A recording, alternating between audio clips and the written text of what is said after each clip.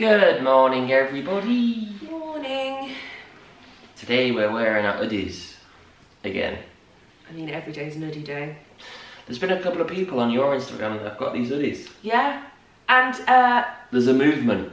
so Jessica Daly got one. Matt McDonald's just texted me his receipt for one. He's got one on the way. He said he's going to wear it to the quiz on Friday. Great. So Ola. Yeah, but I don't think that was because of me. Yeah, but we were first. So who else has got an hoodie out there? Let us know. Tom and Jean need to get these. Yeah, They'd love these. We'll get them next. Yeah. Did you have any dreams last night? I did. I can't remember what they were though. They'll come back to me because they were very vivid.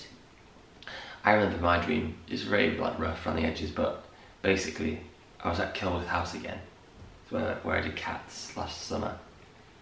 And we're in the rehearsal room. Nick Winston, who directed Cats and choreographed, he was doing direction again.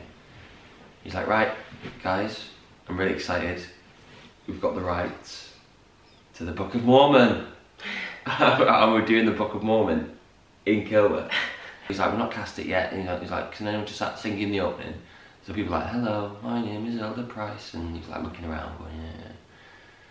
And I was like thinking, this is weird, because I've done the show before, and people are like singing a couple of lyrics wrong here and there. And he stopped and was like, right, I think Oliver should, because he looks like the right part, should play Price. So Oliver, you're Price. I was like, in my head I was like, great, awesome, but still a bit weird. This casting process is really weird. He's like, I just don't know what the rest, how to divvy it out. Ollie, any suggestions? And I was like, well, I like to get involved. I was like, well, in Hello, the only thing you've really got to worry about is someone's got to sing the hello, which is pretty high. So you want a tenor on that. So I started casting with Nick, and I was like, yeah, so, and this guy, I didn't know in my dream, but I guess I've seen his face somewhere, was like, yeah, I could do that. So I was like, right, so you're Elder White. So I got casting That's mad. the Mormon. That's so funny. At Kilworth House. Kilworth House is like an outdoor theatre, and the clientele, like the audience, are all like old, white, middle class grannies, very religious, I think, as well. I don't think Book of Mormon is the show that should go to Kilworth. Yeah, so you only can imagine when they do like F you God in the third number, like they'd be like, oh my God. I was thinking yesterday as well, because we were outside of Tom and G's house with me in the field, and they were in their back garden, and we were speaking to them from like 15 yards away. Yeah, we had a shouted conversation. And G was saying, are you doing anything, like, during this time? Like, what are you doing? And I was like, what are we doing? What am I doing? So I'm doing, obviously, like, the YouTube videos and stuff, and just trying to keep busy. But then she was like, because one of her friends is learning a language. I think that'd be really good. You're gonna learn a language? I'd like to. What language are you gonna learn? I think it'd be Spanish, because I think Spanish would go across cover a lot of bases. Duolingo, learn it on that. Yeah, but I think that'd be pretty interesting. Probably the best way to learn a language is just like immerse yourself in that world. So if I just called someone who's Spanish, I'd be like, just speak Spanish to me. Or watch like a Spanish soap opera or something like that. Yeah. If you could learn a language, what language do you learn? I don't know, I think I'd want to learn something like really obscure. I don't know why. I know they'd be like really useless. Why? I don't know, I feel like... Like Swahili? Why do you think of that's like... That, like when I think of obscure languages, Swahili is not the language I think of. Well, and when I say obscure, I don't mean obscure, I mean like not the ones that you learn in school, like French, Spanish and German. Like countries that are close to England. I feel like I'd want to go further afield. Like I'd want to learn... What about Russian? Yeah, I'd want to learn like Russian or Japanese or something like that. Learn Mandarin. That's spoken everywhere, isn't it? But all that businessmen have to learn Chinese. I have no idea. I don't know where you're getting that from, babe. No, it's true. It's like, because they all go to China, don't they? That's where all the business is done. So you got to learn like Mandarin. I don't know where he's got this from. It's true. I don't know if it's true. It's true. I think it's true. I want to put my neck out the line and say, like, speaking Chinese is really useful. I had a boyfriend from Hong Kong when I was like 16, and he taught me a few bits and pieces, but it was mainly how to order dishes that I liked in this restaurant that we used to go to. And go, I can't. No, I can't. Right. I can't embarrass myself that heavily. The only thing I can remember is how to ask for a glass of water. Yeah. I can't. I'm not doing it. I'm not doing it because I will heavily offend, I think. I I started learning Dutch for a while when I was with Celinda and Les Mis. Yeah. I did Duolingo and was learning. So if someone comes up to me at stage door and says that they're Dutch, I'll be able to say, oh, thank you. Which is? Dank je wel. Oh, I think I knew that. And I can tell Celinda I love her at the end of a conversation. Which is? Ik hou van jou. Nice. I remember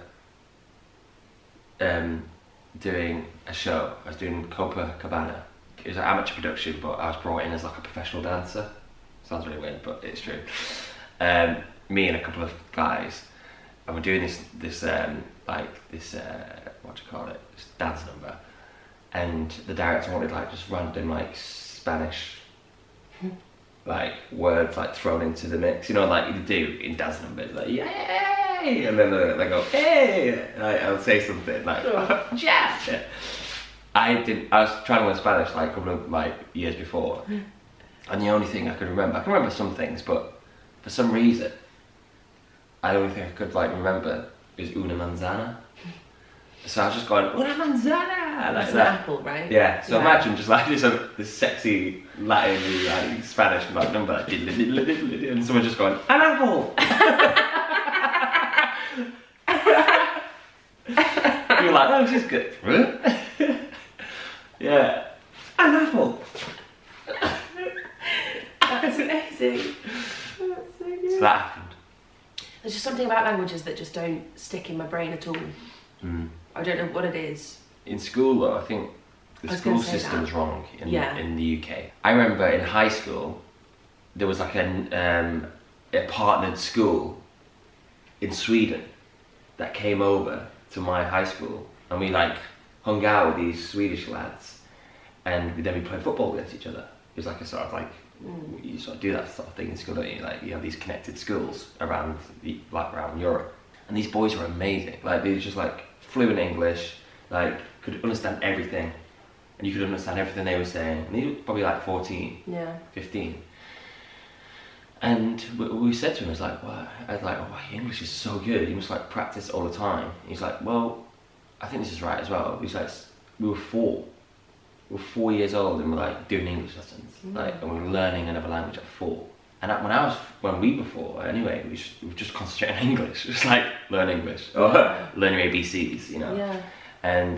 But they were already like broadening their like horizons and like looking for other languages, and because I guess they felt like they had to, and it was good to. It's almost like an arrogance that the English have, that oh well, you know, everyone learns English, so what's the point in learning other languages, because we'll be able to communicate because everyone knows our language.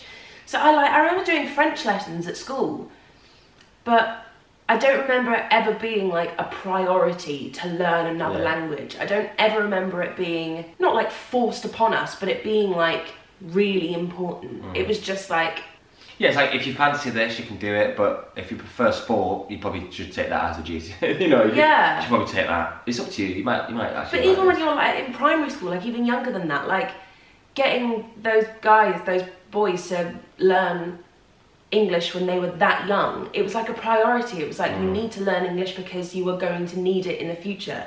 But English have this arrogance, like, oh, you won't need French or Spanish because they know how to speak English. So. We'll give you the lessons, but don't worry about it too much. You know what I mean? Yeah. And it shouldn't be like that, because I would love to be able to speak French or Spanish or German now. I think it's just too late. It's just like too late in the day to go to a 13, 14-year-old person and go, now do you want to learn the language? Because for me at the time, I wanted to be a footballer or an actor. So I was thinking, well, French or German or Spanish is not going to further that dream for me. So I didn't really take it. You don't take it seriously, yeah. And I also think like you need to get languages in when kids are young. Yeah. Because that's when your brain is like a sponge, and you don't really know that you're learning it. You just take it on board, and suddenly when you're older you're like, oh my god, I learnt a whole language when I was like 20, because it was just part of your culture. It was just part of what you were doing as a child. I was useless. I was properly useless. I started taking Spanish when I was 12. I was crap. I was so useless. I just couldn't. French as well. It just didn't go in. I remember crying during one of my French tests because I just couldn't understand. I just couldn't get it. Yeah, I was bottom set French. Terrible. But I feel like it's something that I would have been good at had I been like got early. Yeah. I think that's the case for everyone as well. Yeah. So. I bet there's people out there who like speak numerous languages. Yeah. Any tips? Let us know. Help. Right, guys. Auf Wiedersehen. Das Vidania? It's Russian. It might not mean goodbye though. Bye everyone. Have a good day. Bye. Be safe out there. Bye.